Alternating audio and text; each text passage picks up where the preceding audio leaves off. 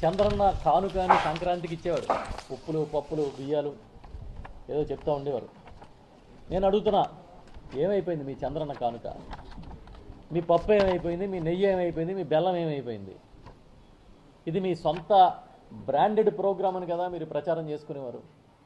మీ branded ప్రోగ్రామ్ను కూడా ఈ సంక్రాంతికి ఎందుకు ఇవ్వలేదని నేను అడుగుతున్నా. ఎందుకంటే మొన్న నేను ఒక గ్రామం వెళ్ళా మా నియోజకవర్గంలో. అక్కడ మహిళలు నన్ను కలిసినప్పుడు అడుగుతున్నారు, బాబు ఏదో చంద్రబాబు పప్పు ఇస్తాడు నెయ్యి ఇస్తాడు అనుకున్నాం, అది పోయింది అని. ఆయన సహజ నైజం అది.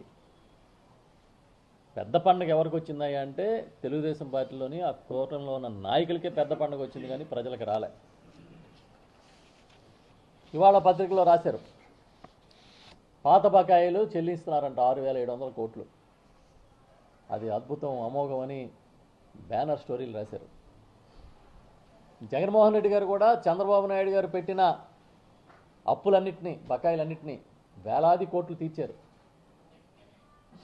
మీకు తెలుసు, ఆ రోజు ఈనాడే రాసింది 100 కోట్లతో ఖజానా ఇస్తున్నాము జగన్ గారికి, ఆయన ఏం చేస్తాడు పథకాలని. 100 కోట్లతో చంద్రబాబు ఖజానా అప్పచెప్పిన చంద్రబాబు పెట్టిన బాకీలు తీర్చడంతో పాటు ఆయన ఇచ్చిన బాకీలతో పాటు పథకాలను కూడా సమర్థంగా అమలు చేసిన చరిత్ర ఎవరిదంటే జగన్మోహన్ రెడ్డి గారు. మీరు పాత బాకీలు ఏదో 6,700 కోట్లు తీర్చి అది కూడా పండగలాగా చెప్తున్నారు. సుమారు 3,000 కోట్ల రూపాయలు ఫీజు రీయింబర్స్మెంట్ బాకీలు ఉంటే ఇవాళ మీరు తీర్చేది ఎంత? ఒక విడత అంటున్నారు 700 కోట్లు.